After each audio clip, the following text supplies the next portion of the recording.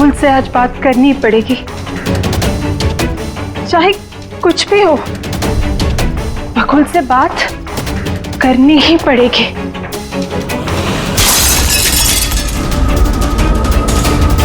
घर में तो कोई नहीं है, ये आवाज कैसे?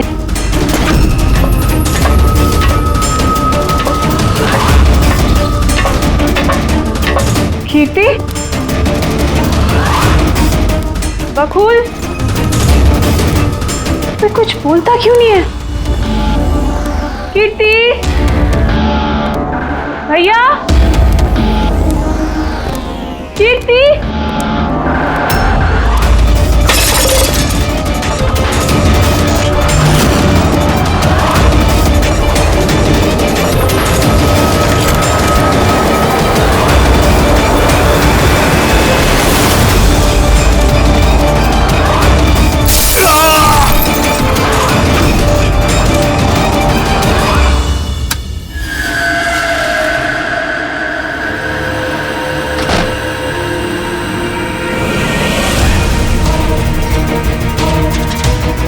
भैया का सूटकेस? भैया बैंगलोर नहीं गए क्या?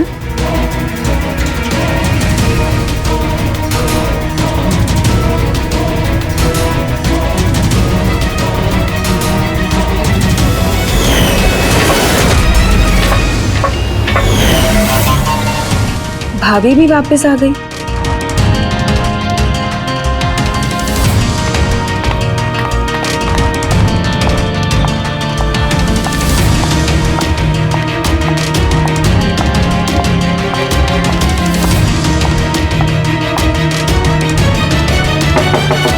भैया, बकुल भैया, भैया आप बैंगलोर नहीं गए क्या? भाभी,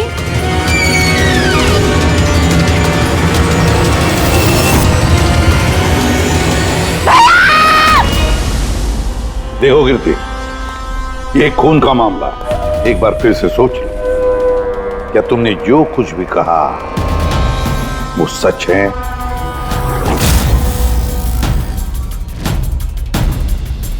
सर, हमें नहीं लगता है कि ये बात सच है। आपके लगने या ना लगने से कोई फर्क नहीं पड़ता। जब आपसे कुछ पूछा जाएगा तभी बोलना। हो सकता है ये सच बोल रही हो, क्या पता। मैं पागल नहीं हूँ, मैं होश में हूँ। मैं कह रही हूँ ना आपको कि आशिका भाभी ने खुद ही बोला है कि उन्होंने बकुल भैया का खून किया है। भाभी! भाभी! भैया! आशिका भाभी! भाभी! भाभी! भाभी! भाभी! भाभी का थैंक गॉड। भाभी! भाभी! भाभी! ये सब हुआ कैसे? किसने किया ये सब? भाभी! मर गया बकुल, किस्सा खत्म। हाँ, मार दिया, सब खत्म, मार दिया। सिर्फ मार दिया ये कहने से साबित नहीं हो जाता कि उसी ने बकुल को मारा है। ये भी हो सकता है कि वो कुछ और बोलना चाहती है। हाँ?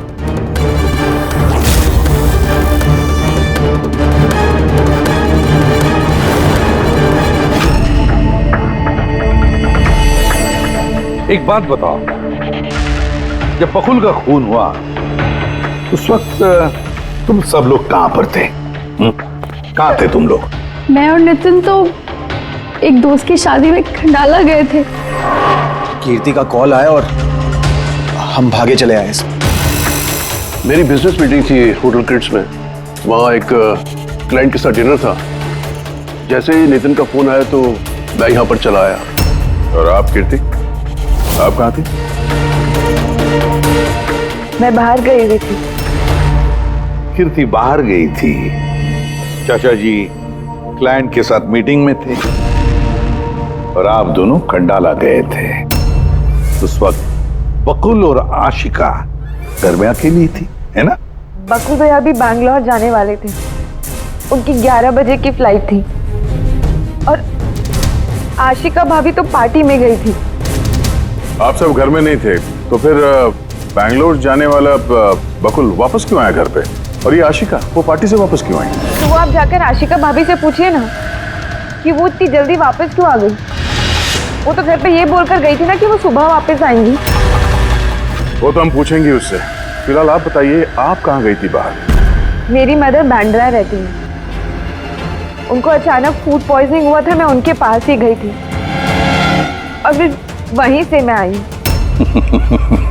वाह, दया, हर एक के पास एक्सप्लेनेशन है कि बकुल के खून के वक्त मैं यहां था, मैं वहां थी, मैं वहां गया था। सबके पास एक्सप्लेनेशन है, लेकिन आप सब लोग एक बात अच्छी तरह से याद रखना, हम सीआईडी वालों से सच ज्यादा देर तक छुपता नहीं, सामने आकर ही रहता है।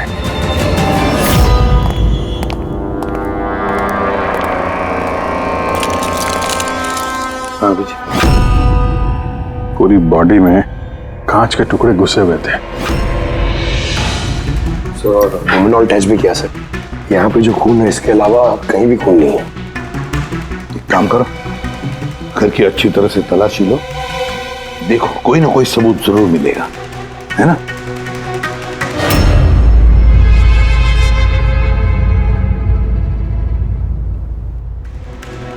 ये बताया सर, इनका कहना है कि इन्हें कुछ भी याद नहीं। कुछ भी याद नहीं? आशिका, तुम्हें याद आ रहा है तुमने कीर्ति को होश में आने के बाद कुछ बताया था? याद करो। मुझे कुछ याद नहीं आ रहा। याद करने की कोशिश करो। कीर्ति कह रही थी कि बकुल का खून तुमने किया, ऐसा तुमने खुद उसको बताया। कीर्ति इल्जाम लगा रही है मेरे पे। बकुल को मैंने नहीं मारा।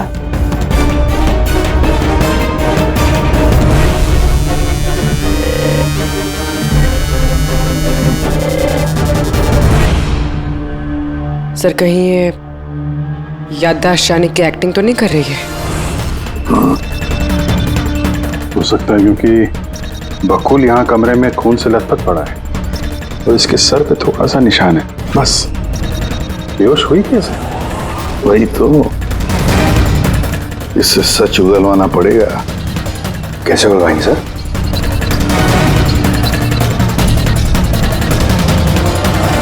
सच उगलवाएंगे नार्को टेस्ट से।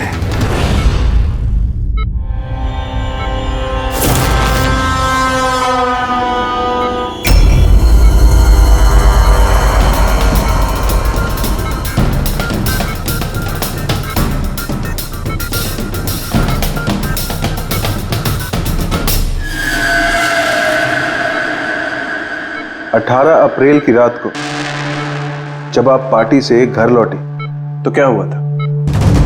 मैं घर में घुसी, बकुल चिल्ला रहा है। फिर क्या हुआ? फिर मैं रूम में गई देखने के लिए। क्या देखा आपने? मैंने देखा कि जैसे ही मैं अंदर गई तो मैंने देखा बकुल वहाँ पे है। उसके पीठ से खून निकल रहा था। मैंने वहीं पर एक लड़की की लाश पड़ी हुई देखी। मुझे गुस्सा आया और मैंने वहाँ पड़ा एक कांच को उठाया।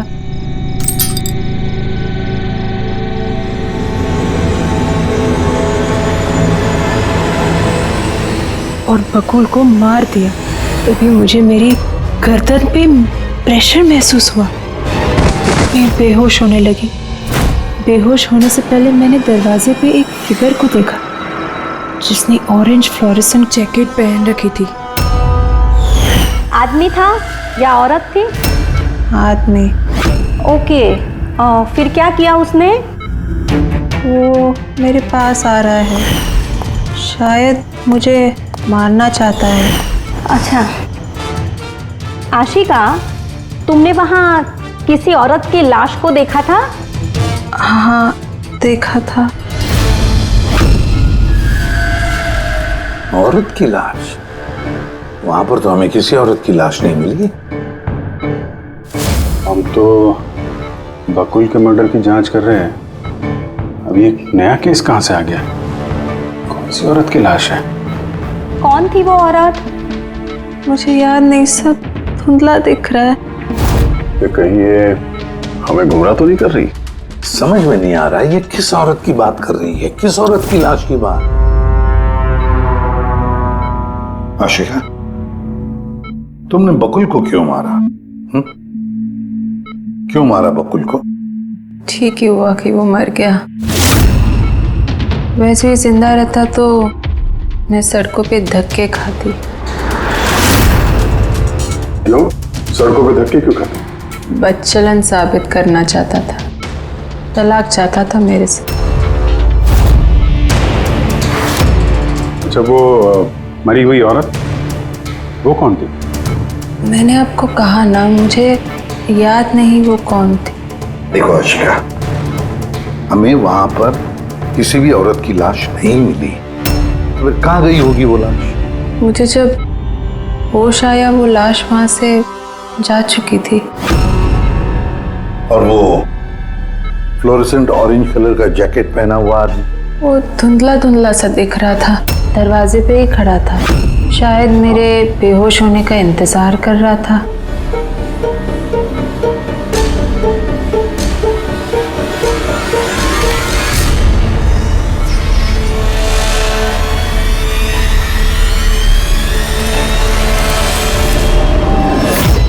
अभी तो आशिका वही बोल रही है जो उसे अच्छा लगता है, मगर टेस्ट में उसने सब कुछ सच सच बोला है। थैंक यू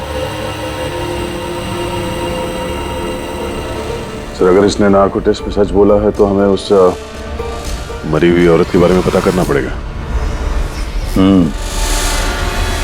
लगता है क्राइम सीन पर दोबारा जाना पड़ेगा।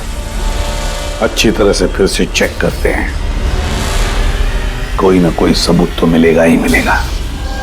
सर, ये मशीन कोई स्पेशल मशीन है? ये मशीन छोटे से छोटा सबूत ढूंढने में भी सक्षम है, जैसे कि माइक्रोब्स जो अक्सर धूल में मिल जाते हैं। और ये जो मशीन है ना, ये इस कमरे में छोटा से छोटा जो डस्ट पार्टिकल होगा ना, छोटे से छोटा, उससे उस जैकेट वाले आदमी का पता बता देगी जो इस कमरे में मौजूद था। बहुत बढ़िया।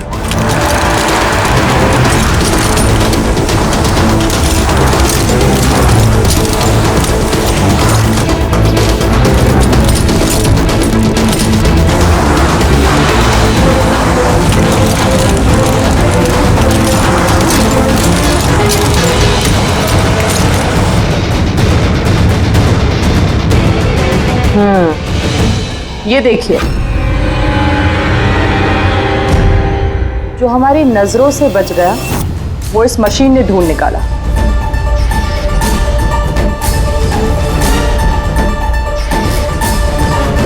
ये तो कोई नाखून लगता है। वो भी नेल पेंट लगा हुआ, डेफिनेटली कोई औरत का है। मगर सर, यहाँ कैसे?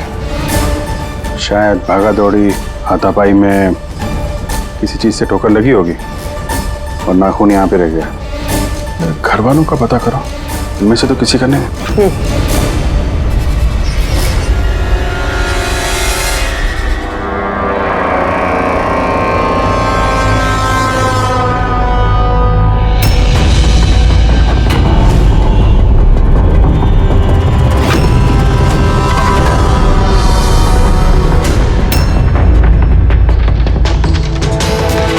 सर, घर में तो किसी का भी नहीं है। शायद उस औरत का होगा जिसकी लाश आशिका ने देखी थी। लगता तो ऐसा ही है।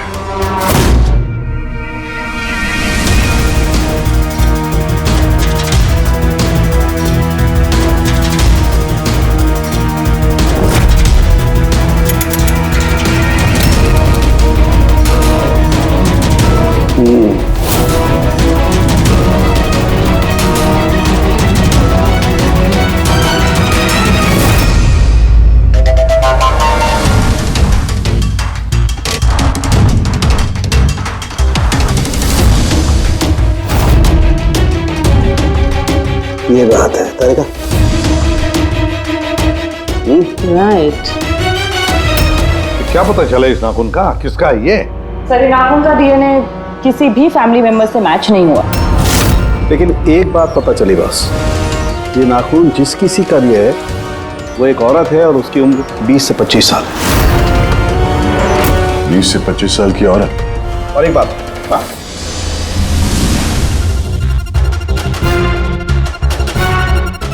ये जो बारीक बारीक सफेद सफेद कण देख रहे हो ना, ये high percentage of high and है। नाखून में सुनिए, कोई औरत ड्रग एडिक्ट भी है? हाँ, घर परिवार की नहीं, बाहर की है।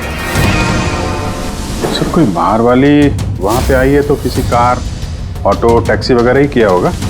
हाँ, पता लगाना पड़ेगा रिक्शा वालों से, टैक्सी वालों से कि क्या उनमें से किसी ने उसे घर पर छोड़ा है क्या।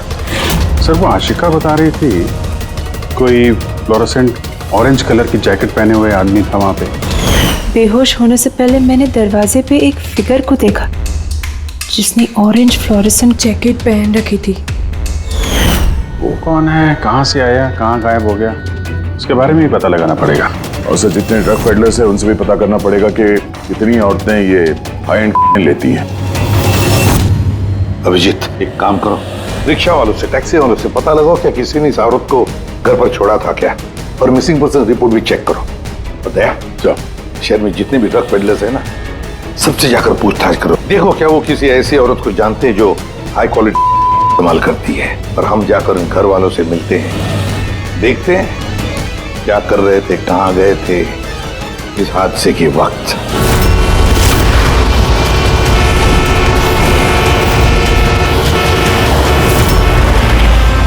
तुम्हारी एसोसिएशन से पता चला है कि 10 तारीख को यानी परसों रात में तुमने शांति निवास बंगलों में किसी लड़की को छोड़ा था। हाँ सर, छोड़ा था। कितने बजे की बात है? सर, लगभग 1 बजे की बात है, उसी बंगलों में।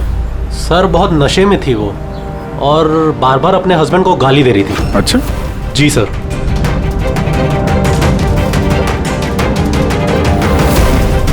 ये लड़की थी वो? हाँ सर, यही थी वो।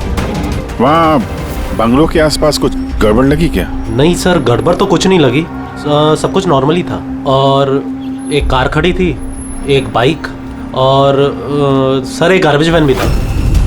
Garbage van? जी सर।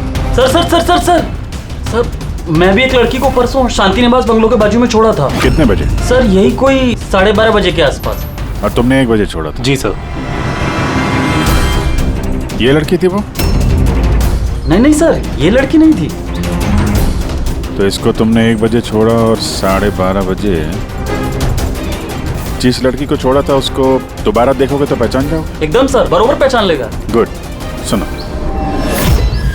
तुम लोगों से जो भी सवाल पूछा जाएगा उसका सही सही जवाब चाहिए। जरा सा भी झूठ बोला ना तो बड़ी मुसीबत खड़ी हो जाएगी, समझे? सर, झूठ बोल के जान आफत में नहीं डालनी है हमें। तो फिर बताओ, जिस दिन बकुल का खून हुआ उस दिन क्या चेतन तुम्हारे होटल में था? जी सर, वो होटल में थे और उन्होंने सारा समय क्लाइंट के साथ बिताया। उन्होंने क्लाइंट के साथ डिनर भी किया। अच्छा, तो ठीक है, क्लाइंट के सारे डिटेल्स चाहिए हमें, और उस दिन का सीसीटीवी फुटेज भी। शीना, कीर्ति की माँ को फूड पॉइजनिंग क्यों हुई? खाने में क्या मिलाया था? मैंने तो कुछ भी नहीं मिलाया था। आंटी थी तो बाहर गई हुई थी। जब वो वापस लौट के आई उनकी तबीयत खराब थी। सर, नितिन और सिया दोनों सारा दिन शादी में ही थे। पूछे भी नहीं बता रहे। रट्टा मार के आए हो क्या? नहीं मैम, जो सच्चाई है वही बता रहा हूँ। 11 बजे फंक्शन बंद करा दिया था हमने। उसके बाद में नितिन और सिया वो लोग कहाँ गए? फिर वो दोनों अपने रूम में चले गए सर।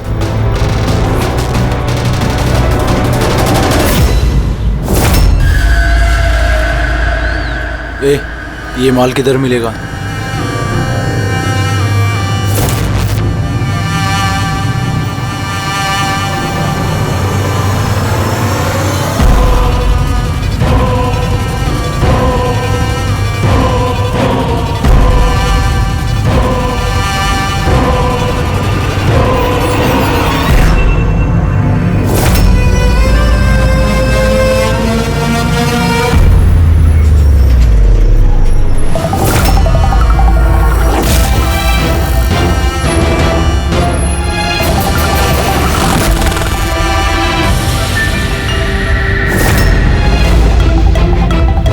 माल चाहिए।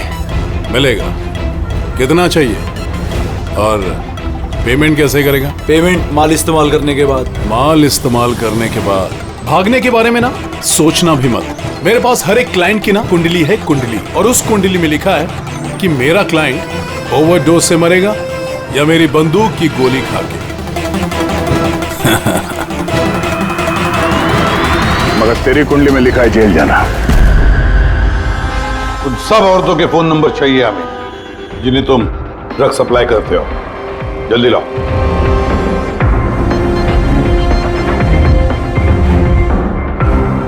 पूर्वी, देखो जरा कॉल करके देखो इन सारे नंबर्स पर। देखो कोई गायब तो नहीं है।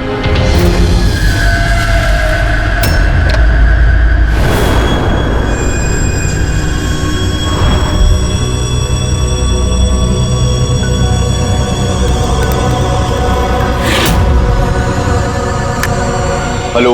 हाँ जी, मैं सोनारिका से बात कर सकती हूँ? देखिए मैम, सोनारिका जो है 2 दिन से यहाँ काम पर नहीं आ रही है। क्या? और जिसकी वजह से हम लोग भी परेशान हैं। 2 दिन से? ठीक, thank you. Sir, sir diary में जो फोटोज थी उनमें से ये वाली लड़की गायब है। इसका नाम सोनारिका है और ये एक बार में काम करती है। 2 दिनों से गायब है। ये सोनारिका, ये तुम्हारी क्लाइंट है? हाँ सर। इसी लड़की को छोड़ा था तुमने? हाँ सर, यही थी, यही थी। आशिका ने इसी को देखा होगा। बकुल के परिवार वालों को अंदर देख रहा हूं। जरा ध्यान से देखिए फोटो।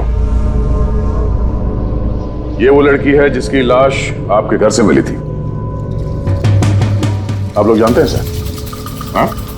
नहीं सर। अब मैंने देखा है इसे बकुल भैया के साथ 2 महीने पहले। बकुल भैया के साथ 2 महीने पहले? कहां पर देखा था? एक होटल के बाहर, और भैया ने कहा कि ये उनकी क्लाइंट है। अच्छा, एक ड्रग एडिक्ट बार में काम करने वाली लड़की के साथ बकुल था और इनसे झूठ बोल रहा था कि क्लाइंट है। क्यों झूठ बोला उसने?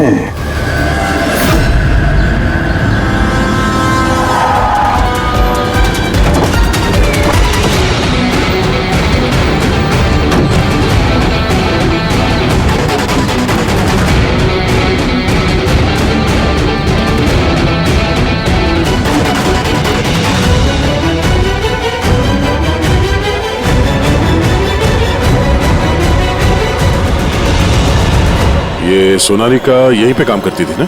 जी हाँ, यहीं काम करती है। आप लोग कौन? सीआईडी। सोनालिका का खून हो गया। क्या? इसीलिए वो 2 रात से यहाँ काम पर नहीं आ रही है। हाँ, मगर हमें उसकी लाश नहीं मिली है।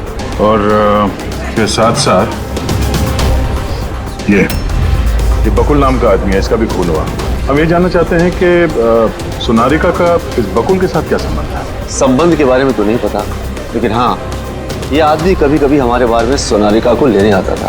फिलहाल आपको इसके बारे में ज्यादा जानकारी तेजी ही दे सकती है साहब। ये तेजी कौन है? सर, ये है तेजी।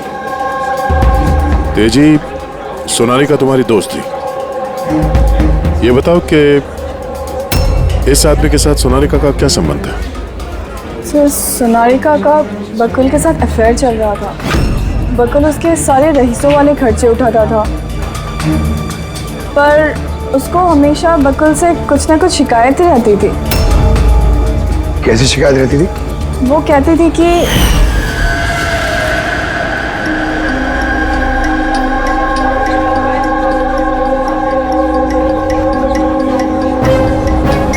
सोनालिका, क्या हुआ? मैं बकुल के साथ ना अब ये रिश्ता और नहीं रख पाऊंगी। क्यों, क्या हुआ? ना तो रिश्ता रखने के पैसे मिल रहे और नहीं वो बकुल अपनी बीवी आशिका को डाइवोर्स दे रहा है। कुछ तो करना पड़ेगा। क्या करेगी तो? ब्लैकमेल। क्या? मैं उसे ब्लैकमेल करूंगी जिसने मुझे नाटक करने के लिए कहा है। तो कोई सोनालिका को पैसे दे रहा था बकुल के साथ प्यार का नाटक करने के लिए। मास्टरमाइंड कोई और ही है?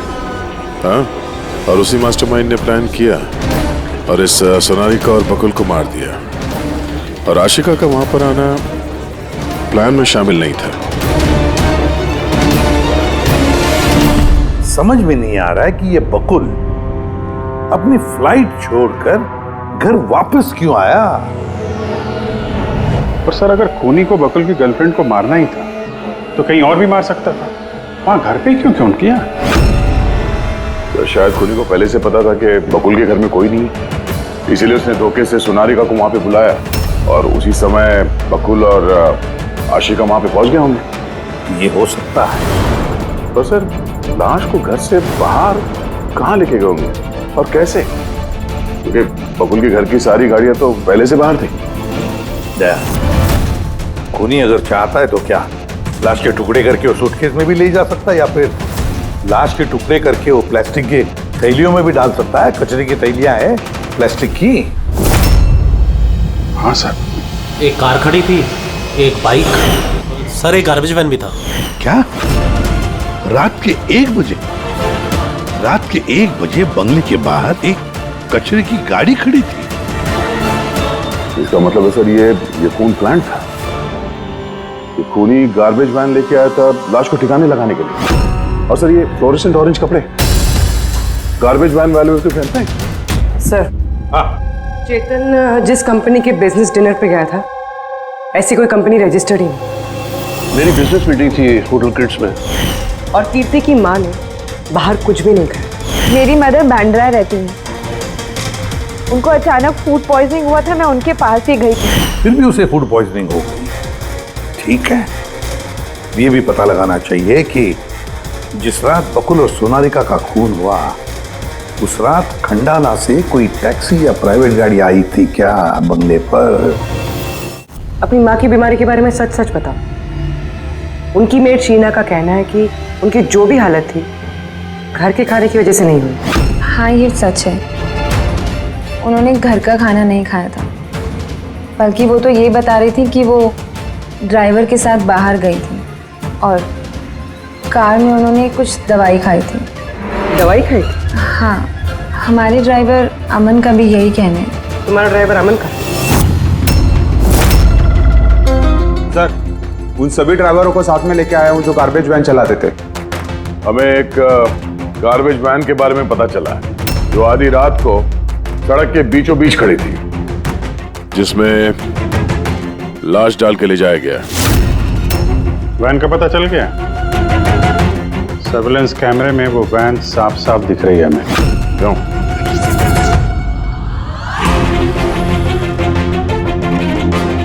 तुम हो ना उस वैन के ड्राइवर? नहीं सर, मुझे कुछ नहीं पता।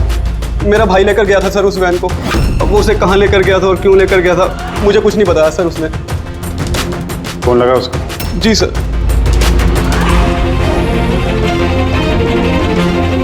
हेलो अमन, कहाँ है तू?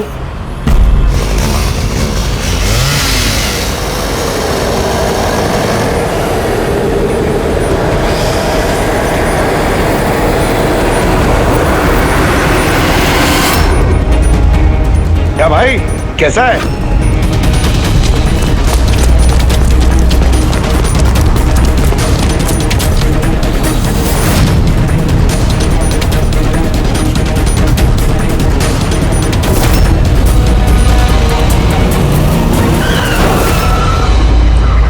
सर, मैं सच बता रहा हूँ। मैंने तो जो कुछ किया उस फोन कॉल की वजह से किया था जो बकुल सर के बंगले से आया था। किसने फोन किया था बकुल के बंगले से? मैंने उसे कभी देखा नहीं है, सिर्फ उसकी आवाज सुनी थी। औरत या आदमी? सर, कभी कभी तो औरत की आवाज में फोन आता था और कभी आदमी की आवाज में। सर, ये जो कोई भी है ना, ये बकुल के घर वाला ही। हाँ, मगर तूने ये सब किया क्यों?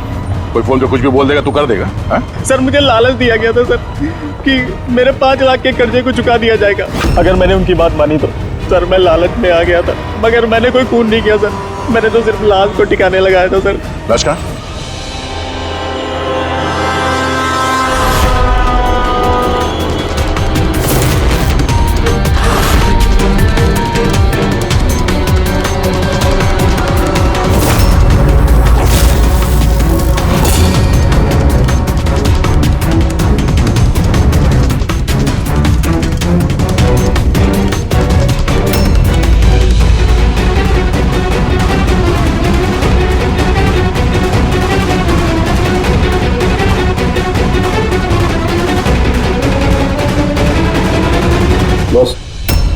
इस लड़की का गला घोटा गया है, शायद इसी से इसकी मौत हुई है। तो इसीलिए सोनारिका की खून का कोई भी निशान नहीं था क्राइम सीन पर।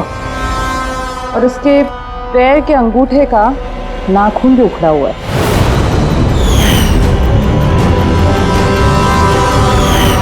और सर ये क्या है, ये पीला पीला पार्टिकल? यही तो इस केस की सबसे अहम कड़ी है। चलिए खड़े हो जाइए सर, उठिए। और कितनी पूछताछ करेंगे आप लोग? सब कुछ तो बता दिया हमने। इस बार कोई पूछताछ नहीं होगी, आप सभी का नार्को टेस्ट होगा।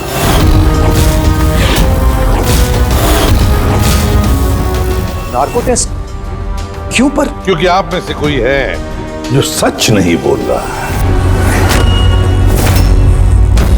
आपके पास कोर्ट की परमिशन है इस नार्को टेस्ट के लिए? जी हाँ, परमिशन के बिना हम कुछ नहीं करते।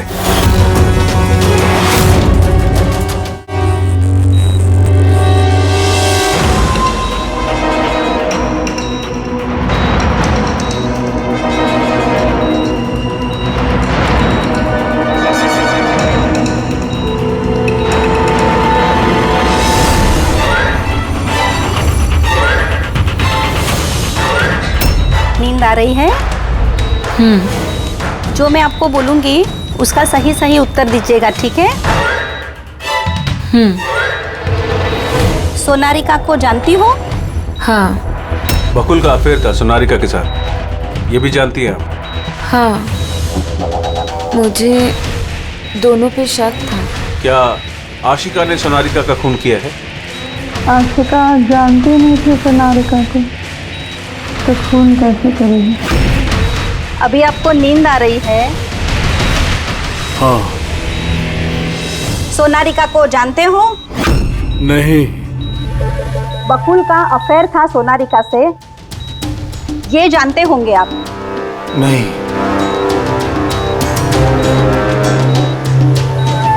क्या आशिका ने सोनारिका का खून किया है?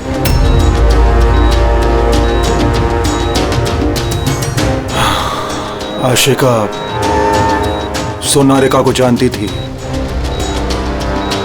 आशिका ने ही बकुल और सोनारिका का खून किया है। उसी ने यह खून की साजिश रची थी।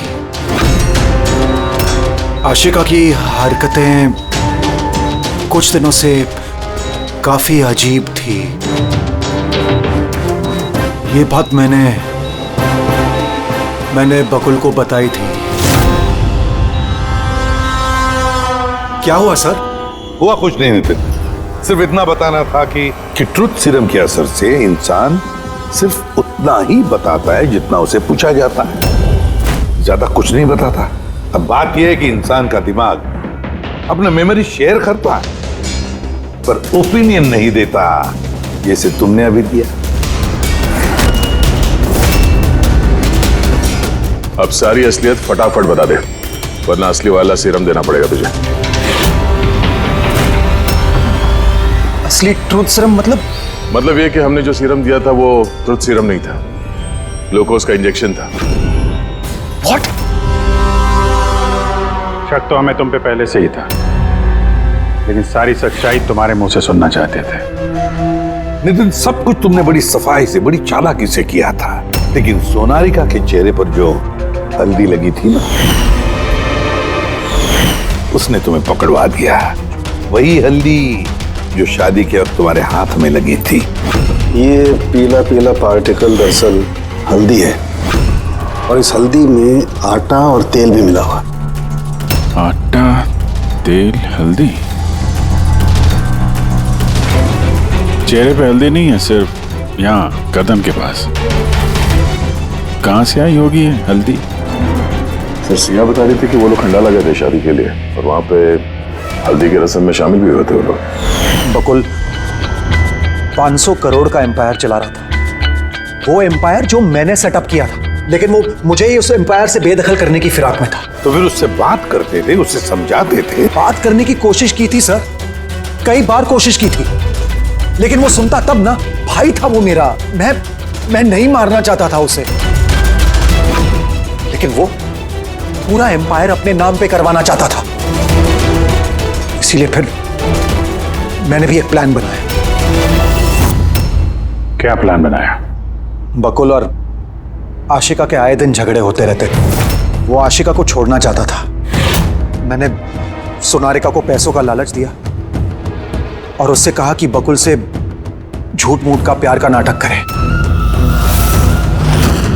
और एक दिन आगे जाके उससे शादी भी करे। दरअसल मैं सोनारिका के जरिए अपना एम्पायर हासिल करना चाहता था। मगर उसे क्यों मान दिया?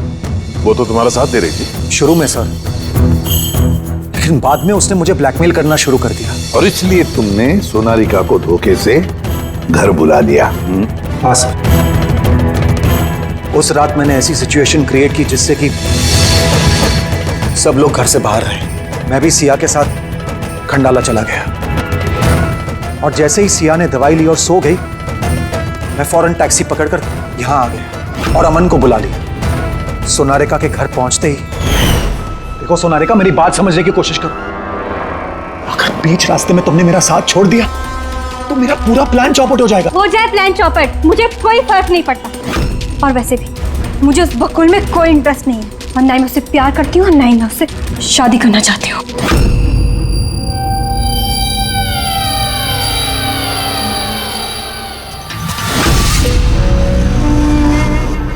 देखो, अगर तुमने मेरा साथ नहीं दिया तो बहुत पछताओगी, बता रहा हूं मैं। धमकी दे रहे हो तुम मुझे? धमकी दे रहे हो तुम मुझे?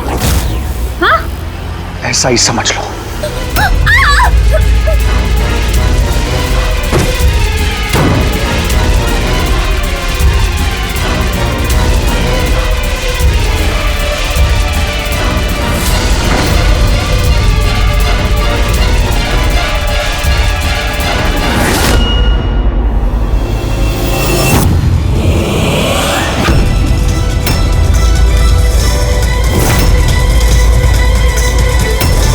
भैया बकुल, क्या किया आपने? ये सोनारिका मुझे फंसाना चाहती थी। मैं पुलिस को बुलाऊंगा। बकुल, बकुल, बकुल!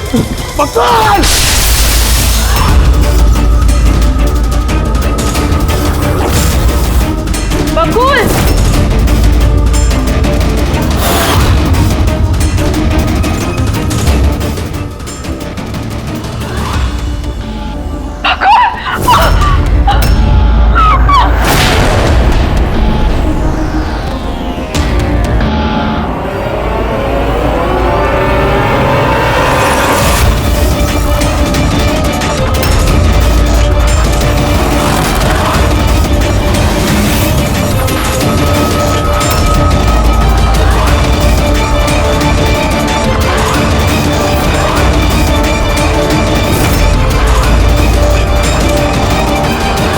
मैंने अमन को फोन पे पहले ही बता दिया था सोनारिका की लाश को ठिकाने लगाने के लिए। उसने बिल्कुल वैसा ही किया। पैसों की लालच ने तुम्हें इतना अंधा बना दिया कि तुम अपना सगा रिश्ता भी भूल गए, अपने भाई की जान ले ली और तो और अपनी साथी सोनारिका को भी मार डाला। कानून तुम्हें कभी माफ नहीं करेगा। कड़ी से कड़ी सजा होगी, शायद फांसी।